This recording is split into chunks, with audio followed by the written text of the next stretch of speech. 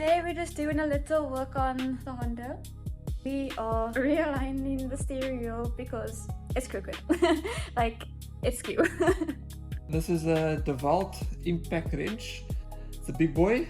I think it's 900 Newton meter. And I use this to get off the tough bolts that I need to on the cars.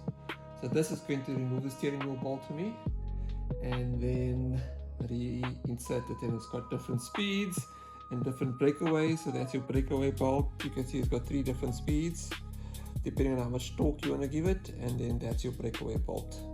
That gives it a bit more torque to break loose any tough bolts.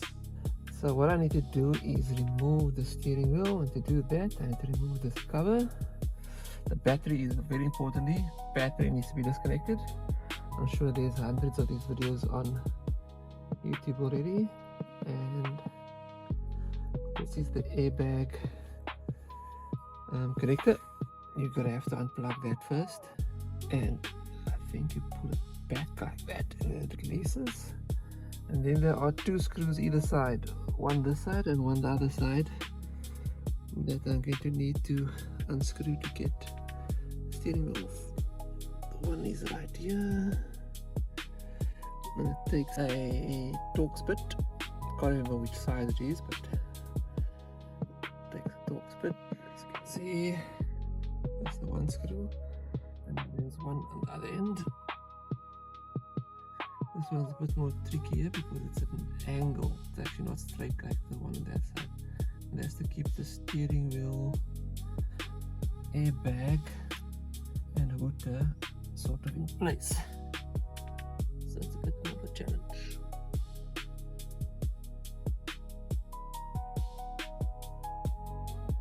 Other one out.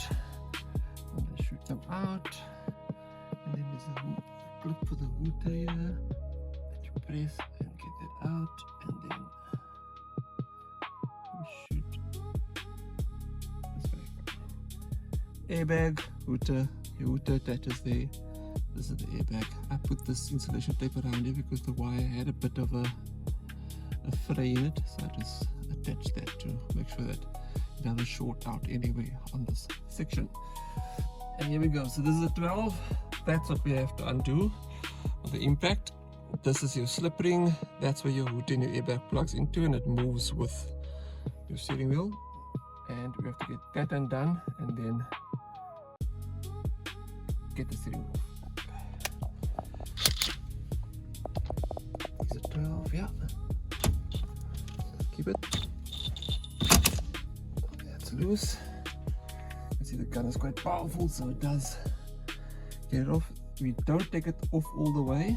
Reason being, you have to get this off, and this usually has another safety mechanism on the spline that it keeps the steering wheel in place, and you actually have to start pulling on the steering wheel to get it off. There we go. I can take this screw out. Steering wheel comes off. You turn it straight.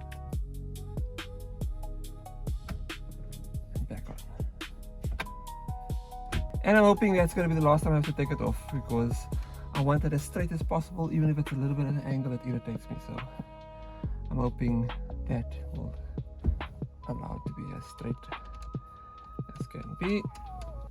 Get back on, set it with your hand until it's secure. And you can torque it, but I just find that this works just as well. Solid, and then we just reassemble. Okay, so what if someone doesn't have the Dewalt impact wrench? What can they use? So you can use a big pry bar. What makes the impact wrench better is I don't have to hold this tight or lock the steering wheel, because with a pry bar you have to use manual force to get it undone, and the steering wheel moves with it, so you have to secure the steering wheel somehow. The impact wrench actually pulses and then removes it. So it's one of the reasons it's called an impact wrench, because it does that, so it makes the job easier. This is a torque wrench, so you're going to torque it to spec. You use on your wheels and bolts that need specific torque. This is a torque wrench, so you can use this to loosen the bolt and tighten it. More specifically, tighten it. You get a power bar, which is this power bar, which you then can put your 12 socket on, and you can loosen it that way. But like I said, with this, you're going to have to keep the steering wheel to be able to loosen it. That's the job for that. Everything just goes back in reverse order. And that goes in. This can only go in one way. Yeah, this way. So you pull this clip back like that, put that in, and then secure it.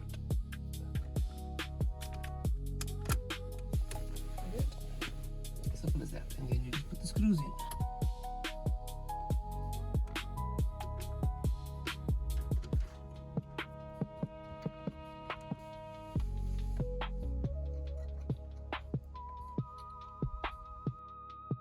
Cover back on.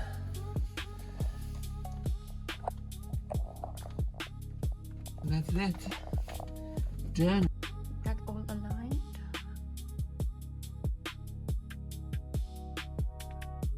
It looks it. Looks right.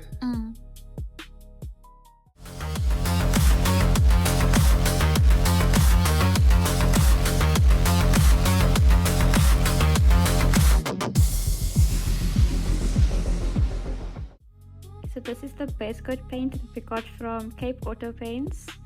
What is cool is that they actually can put it into a spray can bottle like this, which is actually very convenient and pretty easy to use when you're spraying things like the valve cover or any similar size object.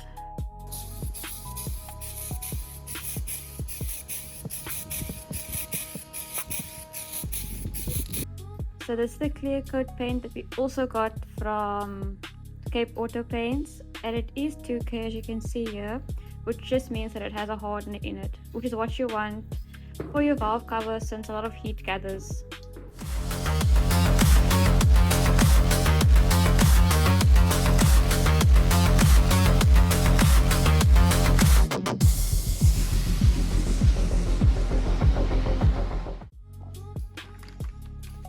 As you can see, we got a new OEM part. This is the rubber for underneath the bonnet. Apparently it just clips in, so we'll see how that goes. Okay, we're finally opening the package.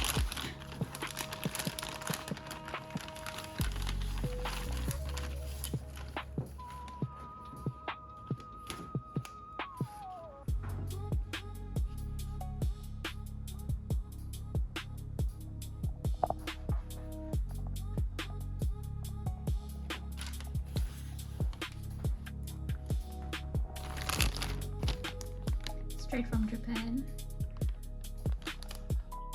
We're gonna see how it fits onto the bonnet here.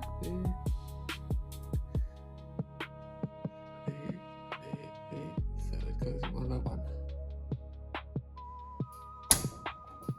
Oh, that's pretty cool that it just clipped in so.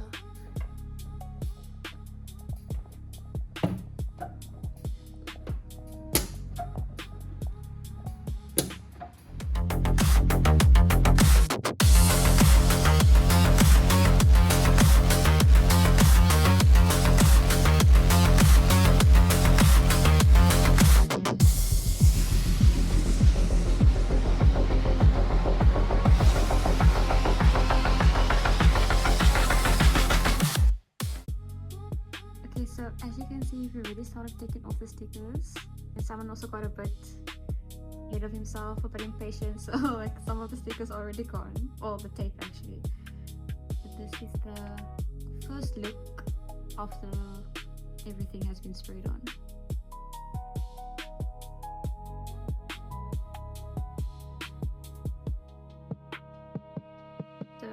ideally you probably want to peel off the tape while it's still slightly wet, because it might just be a bit more difficult to actually take it off when it's completely dry. But you have to just be really careful. But masking off the sections actually work quite well. It's got a much cleaner finish actually.